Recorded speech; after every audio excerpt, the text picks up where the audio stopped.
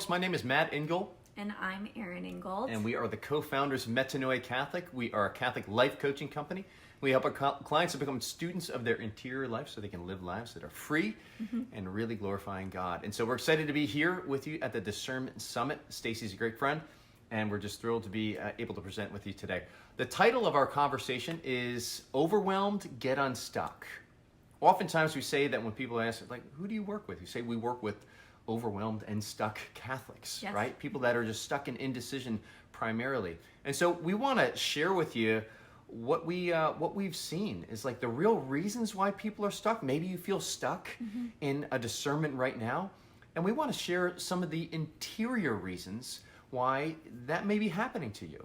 Oftentimes we think we just have to act and that'll solve the problem. But usually it's a renewal of the mind, as St. Paul would say, that needs to take place first in order for it to be really integrated.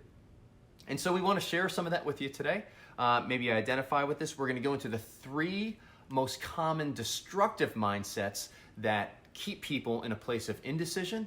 And we invite you, as you're listening to this, to kind of do a little bit of a self-assessment, perhaps a self-diagnosis. Maybe you're experiencing something like this or something exactly like this. And so we hope we can help you. Remember, the battle takes place in the mind, all right? The spiritual battle, it takes place in the mind, and that's usually where the devil tries to fix us in indecision, right? When we're in indecision, we're not acting, we're not growing God's kingdom. And that's what we're called to do here, folks. So, excited to get into this with you. Erin, how do we go? Where do we go from here? Okay, so I'm kind of a word nerd. So whenever I have like a hard time with something, I always look up the definition of something or the etymology behind it. So in this case, I looked up the etymology behind the word decision, which it actually means to cut off. Off, scission, like incision, to cut. So I think that's actually profound, and I think that's why a lot of people respond to decision with fear of cutting something off, thinking, oh, I can't go back to that, or whatever. So yeah, it's there's a an lot element like of permanency that's there. In some cases there is, but yeah. Well, it's a lot like a vineyard, like a pruner, Yeah. of the vineyard, and they cut off even the functional branches of the vine. Yeah, not just the brown ones. Right. So that the other ones can actually bear greater fruit, abundant fruit. Yeah, I remember when we were looking at, there was a time when Erin and I were even discerning opening up a vineyard, and we were looking at this, and just even the way that our friend of ours who was pruning these vines, he would cut off the healthy branches. And he says, well, I do that not because they're not bearing fruit, but so that these can bear more abundant fruits. And so when we start to look at our life decisions like that, the goal being to bear fruits in abundance in the way that only you are called to bear those fruits. This is something that happens through a process of multiple decisions, multiple prunings that we go through. Now, some branches are obvious. The brown ones, the moral decisions, the sin, we just know to cut those things off as soon as we identify them. But some of them are a little bit more difficult, like when there's a decision, a choice between two goods. Right? Which is where discernment comes into. Exactly. That's, you don't discern moral decisions. You discern, like once you know it's a moral, a right and a wrong, you discern between two goods. All right? So when people are stuck in a place where they can't really make that decision, there's usually a mental block. There's a mindset that's there. And it actually frustrates the ability to do third order discernment, which is when we look at Ignatian discernment, he's got three modes of discernment. First is when we just experience this abundance of consolation. We know exactly what we're being called to do. Sometimes we get these things in our life, but it's not necessarily going to be the primary way that God always guides us. The second mode of discernment is when we're starting to compare between the consolations of one experience and desolations of one experience versus that of another. And it's like we're just evaluating those internal stirrings of, again, the Lord's moving our hearts. But sometimes that's not really clear, and we have to go to third mode discernment, which is really falling back on our human reason, folks. And this is a gift. This is something that Adam, he discerned in the garden, that this is what made him distinct from the animals. It's the same thing. Our reason, our intellect, and our will are things that really make us distinct as human beings. The Catechism talks about this too, right? It's a superpower. And God wouldn't give us a superpower if he never intended for us to use it. That would be cool if the word superpower was in the catechism. I put It's it in actually there. spiritual power, but I kind of like it because it is a superpower. It makes us like God in that like we are made in His image and likeness. And reflect it in a completely human way, which is amazing. And so when we start to really look at that third order discernment, some of the things that Ignatius will say is like, step out, like step out of the situation yourself. If you were counseling somebody in this situation, how would you coach them to act? And then do that. Or he says to kind of make a list, compare the pros and cons of one, the pros and cons of another decision. Usually you're looking between two different decisions, not multiple, but it boils it down to two. I like the third, which is consult death. Consult I actually death. used this one. I was living in DC doing hair, had a great group of girls I lived with, good Catholic community, but I was feeling like this stirring to move to California, which is where I met him. And I didn't know how to respond to it. And I remember reading this in a book. It was said, consult death. Like on your deathbed, would you look back on this decision and regret making it? And I knew I would regret not going to California. And I'm glad I did. I met him the second week where I was out there. But so that's a great way to kind of to just shift the perspective and make a decision from a clean place. Right.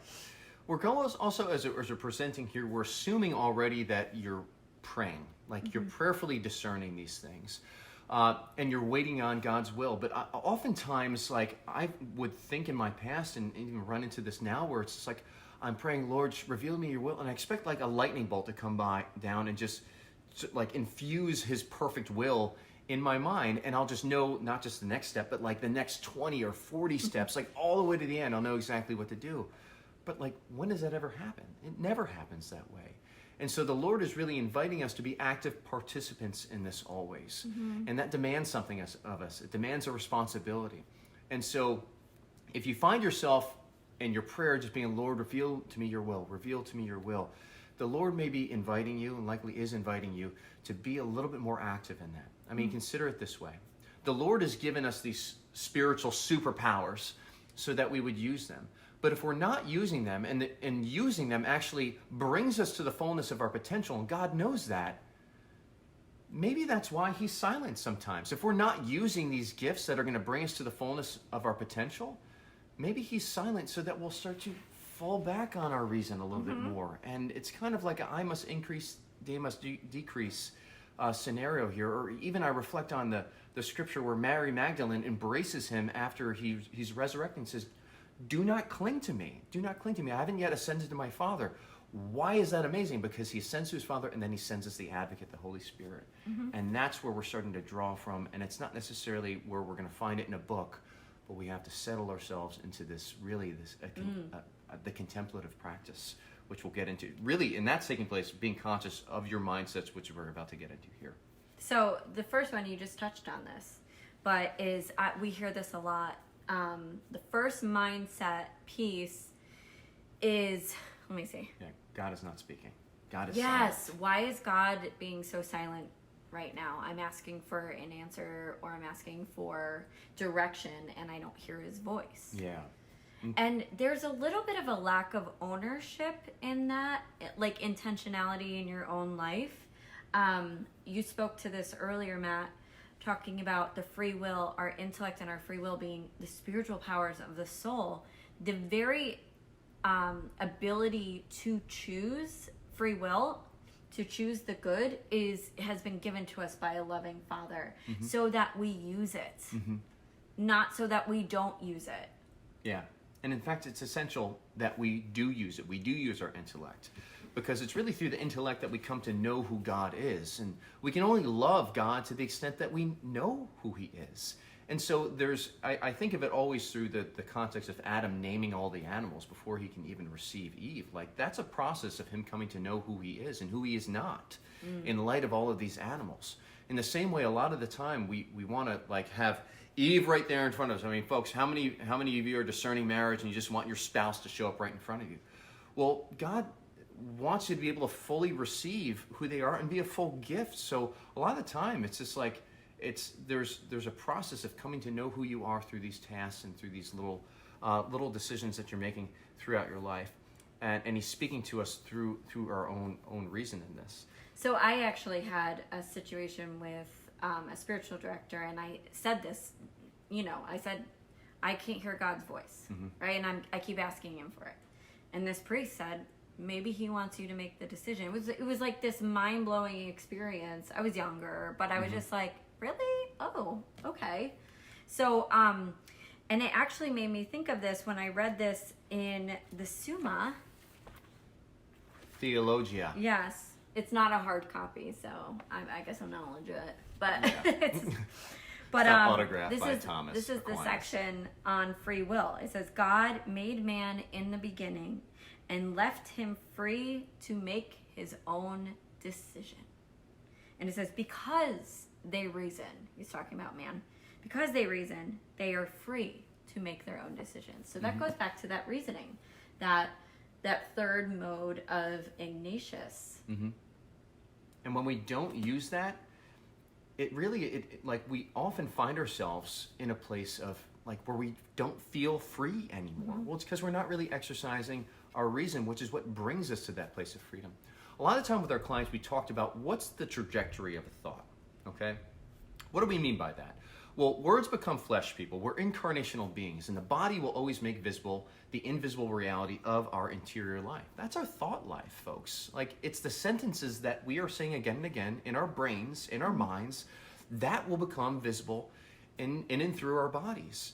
And so when we talk about, like, even this one here, God is silent. God's not speaking to me right now. What's the emotion that comes from that? Well, there's like this kind of like a fear. There's like an abandonment feeling that's there. Well, how do you show up when you're in a place of fear? It's just like, well, a lot of the time I don't show up. I hide, or You stop praying. I stop praying. Like, I stop talking to God. I start to ruminate on these new thoughts of, like, well, what's the use of prayer? Or what's the use of this? Or, like, where it's like, I must be doing something wrong. And we start to, like, there's this snowball effect of this mindset that continues to lead us down a destructive path. But ultimately, we just get to a place where we just don't make a decision. We don't exercise our reason. And because we're not being curious, it keeps us in a place of fear. And I would also say the fruit of that is you blame God. Yeah. You blame God because he gave you the gift of free will and you're not using it. Isn't that interesting? So, Very interesting. And so when we talk about some counter mindsets to this, in this one, God is not showing up, God's not praying, or God's not speaking to me at all, which ultimately leads to a place where you're no longer even listening to God. That's ultimately what it leads to. What are some of the counter mindsets that we can give, Erin? Well, I like the one where it's like, not only do I have the ability to make the choice, but I have the responsibility to make the choice. How does that make you feel? Empowered. Yeah. It's this ownership. I step into living this intentional life and being a good steward of these gifts that the Lord has given me. So how do you show up then? Like, what are the behaviors when I make you're feeling decisions. empowered? Yeah. I have no problem making decisions. And then when I make a decision, I always tell myself, I can always make another decision tomorrow. Yeah. So Update these things. Yeah. So that's a little counter mindset that goes in, and we can see we're always looking at the trajectory of a thought, because words become flesh, folks. And we want to become alter Christos. We want to become the Word made flesh, not necessarily replace, but enter more so into that image and likeness that God has called us to be. So the next destructive mindset that we commonly run into is... And this looks pretty, by the way. Yeah. So be careful. Is this one. I don't want to make a wrong decision. I don't want to get it wrong. Most people would hear that and be like, yeah, I get that. Yeah, I should take my time with it. It sounds pretty because like, yeah, like, I want to get it wrong. But, like, again, we're not talking about a moral between, like, a good and evil. Like, yes, there's right and wrong there, but we're talking about discernment where it's between two goods. Yep. And so I like to always tell my clients when I hear this, I say, okay, let's just be grateful for these two goods, these two options in front of you, and let's actually throw out the words right and wrong here, because they don't apply. They're not helpful.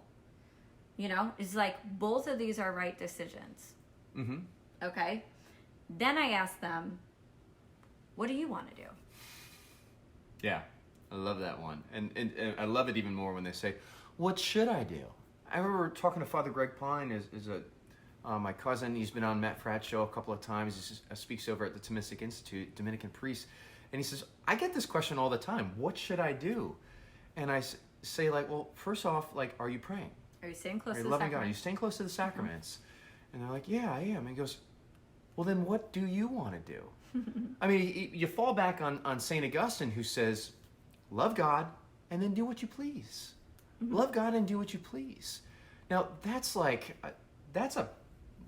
I love that, because it's like saying, when you're in the friendship of God, when you're really seeking to live that virtuous life and be a friend of God, like, you can't really get it wrong. It's not about getting it right and wrong. It's about growth at this point. Yes, and loving God, it kind of assumes there's a docility to Him, an obedience to Him first, and then it's like, and then what do you want to do, right? The Lord speaks to us in and through our desires. Now, our desires always need to be purified and brought to Him and redeemed, but He's got to start somewhere.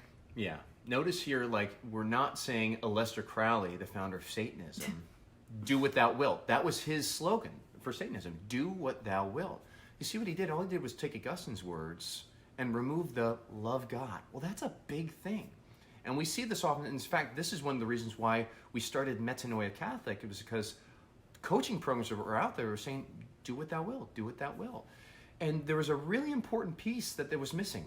God, like the ultimate good. And so we have to be students of the good. And this is really something we're submitting to as well. When you're choosing to love God, you're entering into becoming a student of the good.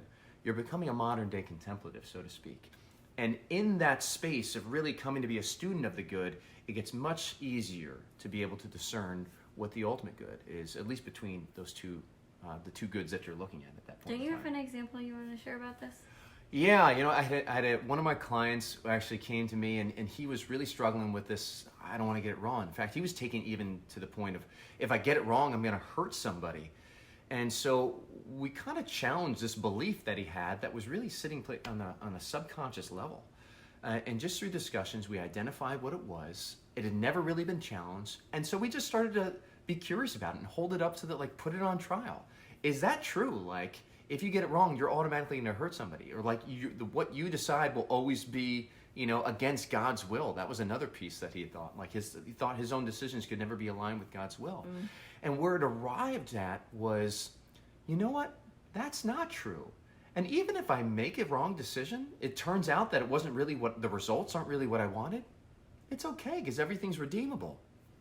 And I love that. Like, it was just, I love, it's one of the reasons I love coaching here, folks, is because so often the Holy Spirit even speaks to my own heart in and through my clients. And this was just such a profound word where it completely changed the emotion. Where before it was, I don't want to get it wrong. And the emotion there was anxiety. Well, how do you show up in your anxious? He's like, well, I keep researching. I do a lot of research, and I read a lot of books. And then I get overwhelmed by all of the data that I'm taking in, and I end up not making any sort of decision. I end up hiding, or I end up going to other things to kind of numb myself or distract myself from just the anxiety, so I'm not feeling that emotion anymore.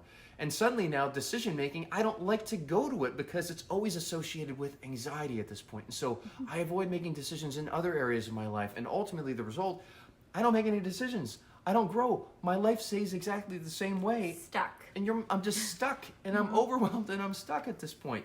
But suddenly now this new decision, or this new thought, this new mindset, doesn't matter if I get it wrong. Even if there is a right and wrong, everything is redeemable. That is so Christian, and it's so beautiful. Everything is redeemable. Behold, I make all things new. And he just felt so free from that point that actually since then, this man has made so many decisions, and he's taken on such a great act of discernment. It's just been so fun to just watch the growth in him. So that's kind of a good counter mindset that we bring up. It's like everything is, it doesn't matter what I decide, everything is redeemable. So what's our third one?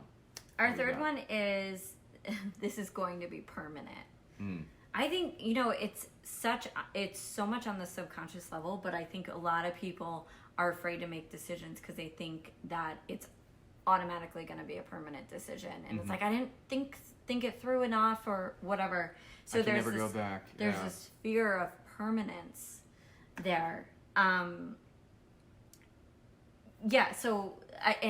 we're actually speaking to all of you out there at this discernment conference. So you probably are all kind of weighing on these really permanent decisions.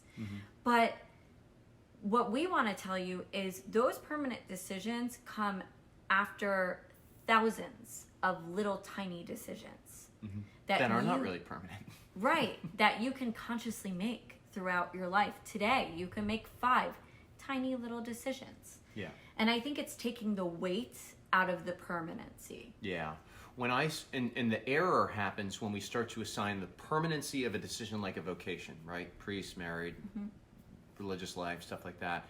And start to apply it to the commitments that you're making leading up to that permanent decision. So for example, in my own life, I was discerning priesthood. Actually, when I met Erin, I felt very strongly I was called to be a priest, and I was working with a spiritual director, and when I shared that I met Erin, and that there was this certainly an attraction that was there, and there was a desire to enter into a dating relationship.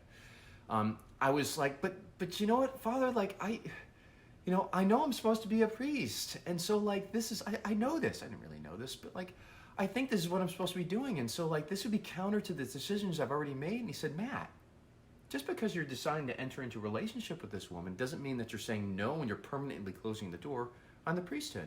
And when he said that, all of a sudden I felt this relief, this freedom to be able to enter into the relationship fully and just know that it was like, it might not work. I might circle back to this. And at that point, I'll be even further solidified if I'm truly called to be a priest. That's my vocation at that point. Well, you guys know the end of the story here.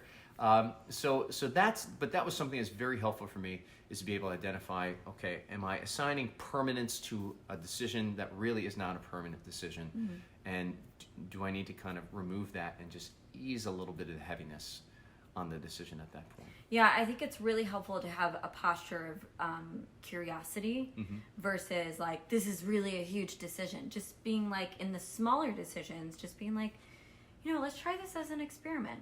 Let's go down. This is a stirring in my heart. I've always been interested in the religious life, like a little bit. I'm just going to start looking into some material. I'm going to get a spiritual director. I'm going to talk to them about it. I'm going to join a Facebook group that's about this particular, house I'm discerning, or religious order I'm discerning. And I'm going to come to a discernment summit. And God's not up there being like, can you like hurry up and make this permanent decision? Like, he's very patient. He's a lot more patient with us than we are with ourselves. Yeah. So at this point, folks, what we really want to leave you with is just some practical steps. Certainly, if you want to hear more from us, we invite you. We've got our podcast. It's called the Catholic Coaching Podcast. You can find it on iTunes. But something that we'd invite you to do here is to get in the practice of making small decisions, all right? And doing it on an active level. Most of the time when we talk to our clients, they're doing a lot of passive discernment, which is consumptive by nature. They're reading a lot, they're listening to podcasts, watching videos like this. And that's but it's not really it's part of the situation. It is. It's part of the discernment process. And it's not the only part. It's Yeah. actually, I think, it's supposed to lead to active discernment. And if Yes. there's anything that we've learned, one of the most helpful things that a coach has ever instructed us is that clarity comes through imperfect action. Imperfect action. So don't wait for the action to have full knowledge of what you're supposed to be doing before you take the next step. And it doesn't have to be a massive step. Sometimes it's a small step, like we shared before. But so much clarity can come through just that active discernment. A real quick example: I was discerning kind of my own niche in my coaching. I thought that maybe I would be able to work well with veterans. I'm a veteran myself, and so I was discerning if that was really a group that I felt called to coach specifically. And rather than just getting a website up and to being like, come and like taking on clients at that point, I started to just go to a Facebook page, a group Facebook page, and just like, I'm gonna interact with one veteran on Facebook every single day. And I started to do that. And then some of those spawned into conversations, and then they were phone calls, and then they turned into actually like coaching conversations. And so that was how I came to really actively discern if this is something that a desire, responding to a desire that God had given me. Yeah, no, and even just working out, like look at your decision-making muscle, like as a muscle, like you're working it out and you haven't worked it out at all your entire life. And now you're putting pressure on yourself to go make a permanent decision, like a really big decision. That's like going from never lifting any weights to lifting 100 pounds or something. Yeah.